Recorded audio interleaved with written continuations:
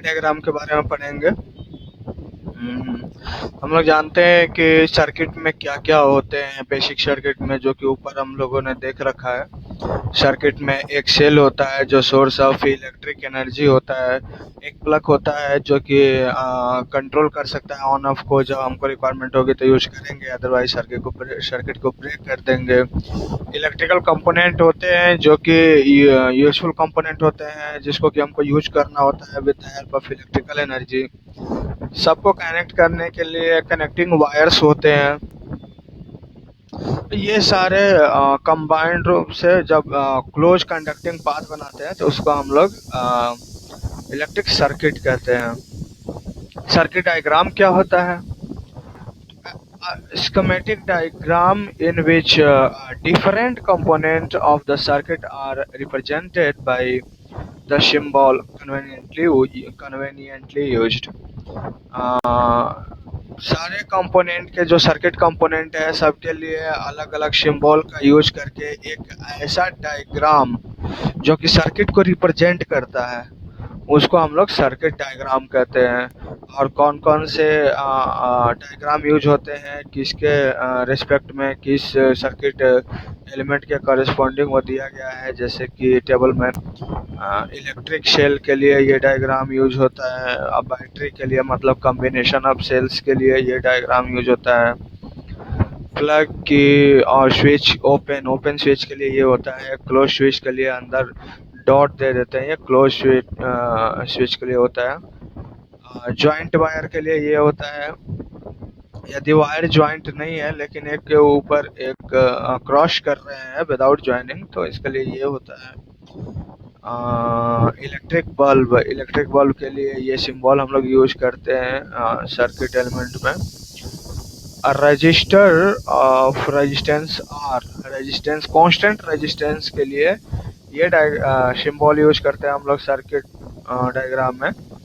Variable resistance या रेओस्टेट के लिए जिसके रेजिस्टेंस वैरी करते रहते हैं, हम लोग वैरी करा सकते हैं, तो उसके लिए ये diagram use, arrow constant resistance के सिंबल में यदि एरो साइन देते हैं तो वेरिएबल रेजिस्टेंस हो जाता है।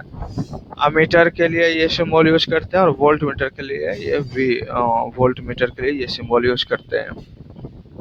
ओम्स लॉ, ओम्स लॉ क्या बताता है? Ohm's law potential difference and current के बीच में, potential difference across a conductor and current के बीच में रिलेशनशिप बताता है कि क्या रिलेशन होता है उनके बीच में। ओम्स लॉ को समझने के लिए हम लोगों को सबसे पहले एक्टिविटी 12.1 समझना होगा। इस एक्टिविटी को करने के लिए हम लोग एक नाइक्रोम का वायर लेते हैं, nichrome wire of X Y of length 0.5 metre जो कि डायग्राम में दिखाया गया है, ये हमारा नाइक्रोम वायर है। उसके बाद 4 सेल्स लेते हैं हम लोग ऑफ 1.5 वोल्ट, ये 4 सेल्स हैं जो कि सीरीज में कनेक्टेड हैं। अमीटर लेते हैं जो कि सीरीज कनेक्शन दिया गया है अमीटर का करंट मेजर करने के लिए। वोल्ट मीटर लेते हैं जो कि parallel connection across this 2 point दिया गया है, इस रजिस्टर के अक्रॉस पैरेलल कॉम्बिनेशन दिया गया है वोल्ट मीटर का। और ये स्विच है जो कि अभी क्लोज है। और एक एक करके हम लोग एक्टिविटी करेंगे। एक्टिविटी में हम लोगों को रीडिंग लेनी पड़ती है और रीडिंग के लिए हम लोगों को टेबल बनाना पड़ेगा जिसमें कि ये सीरियल नंबर हो गया, ये number of cells used in the circuit, कितने सेल्स हम लोग यूज कर रहे हैं। सबसे पहले हम लोग एक सेल यूज करेंगे, उसके बाद 2 सेल, उसके बाद 3 और उसके बाद 4 सेल यूज करेंगे हम लोग। प्रत्येक के करस्पॉन्डिंग जो नाइक्रोम वायर के थ्रू जो करंट फ्लो होता है एम्पियर में, वो रीडिंग करस्पॉन्डिंग नोट करेंगे। नाइक्रोम वायर के अक्रॉस जो वोल्टेज होते हैं, जो वोल्ट मीटर शो करता है, उसको हम लोग यहाँ नोट करेंगे। और वो voltage upon potential difference upon current का जो रेशियो है यहाँ पर हम लोग नोट करेंगे। तो सबसे पहले हम लोग एक सेल से कनेक्ट करते हैं इस सर्किट को और मीटर एंड वोल्ट मीटर की रीडिंग नोट करते हैं। उसके बाद 2 सेल, उसके बाद 3 सेल, उसके बाद ऑल ऑफ 4 सेल्स को यूज करके हम लोग रीडिंग नोट करते हैं। जब हम लोग उसका ग्राफ प्लॉट करते हैं पोटेंशियल डिफरेंस वर्सेस करंट का, current along X axis and potential difference along Y axis, तो हम लोग को एक स्ट्रेट लाइन ग्राफ मिलता है जो कि ओरिजिन से पास करता है। तो V बाई आई रेशियो जब हम लोग नोट करते हैं तो ये ऑलमोस्ट जो होता है ये कांस्टेंट होता है, ये वैरी नहीं करता है, ऑलमोस्ट कांस्टेंट होता है। तो इससे क्या पता चलता है, इससे पता चलता है कि potential difference across the end of a metallic wire in an electric circuit is directly proportional to the current flowing in it, जो कि ओम्स लॉ है। ओम्स एक साइंटिस्ट है जॉर्ज शीमन ओम, जो कि इसका एनालिसिस किए थे और उन्होंने ये रिलेशन बताया था कि किसी कंडक्टर के अक्रॉस जो पोटेंशियल डिफरेंस होता है वो डायरेक्टली प्रोपोर्शनल होता है करंट थ्रू इट, जितना करंट उसके अंदर फ्लो कर रहा है, provided its temperature remains same, क्योंकि टेम्परेचर पे कुछ ऐसा प्रॉपर्टी होता है उस कंडक्टर का जो कि वैरी करता है। इसलिए यदि टेम्परेचर कांस्टेंट रहा, यदि टेम्परेचर रिमेन सेम रहा, तो जो पोटेंशियल डिफरेंस अक्रॉस कंडक्टर है वो डायरेक्टली प्रोपोर्शनल होगा current through this conductor. Mathematically V directly proportional to I, V अपन I is equal to constant. Proportionality sign हटती है तो एक कांस्टेंट आता है जिसको कि हम लोग R कहेंगे, जिसको रेजिस्टेंस कहेंगे। और ये रेजिस्टेंस में भी कांस्टेंट में वैरी, जनरली किसी कंडक्टर का जो रेजिस्टेंस होता है वो कांस्टेंट होता है। ये लेंथ पर, एरिया पर डिपेंड करता है, टेम्परेचर पर भी डिपेंड करता है, ये हम लोग आगे जाके स्टडी करेंगे। It is the property of conductor to resist the flow of charges through it.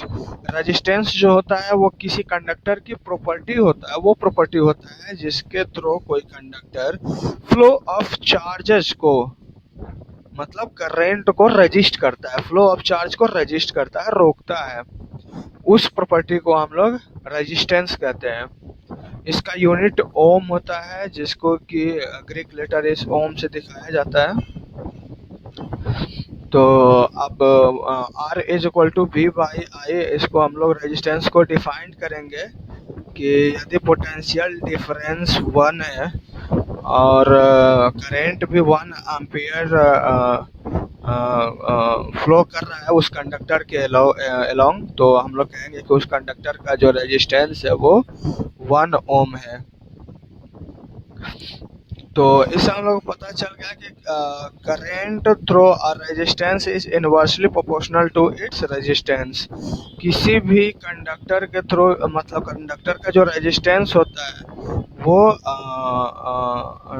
Inversely proportional to current होता है, या करंट जो होता है वो इनवर्सली प्रोपोर्शनल टू रेजिस्टेंस होता है। जितना ज़्यादा रेजिस्टेंस होगा उतना कम करंट होगा, और जितना कम रेजिस्टेंस होगा उतना ज़्यादा करंट होगा।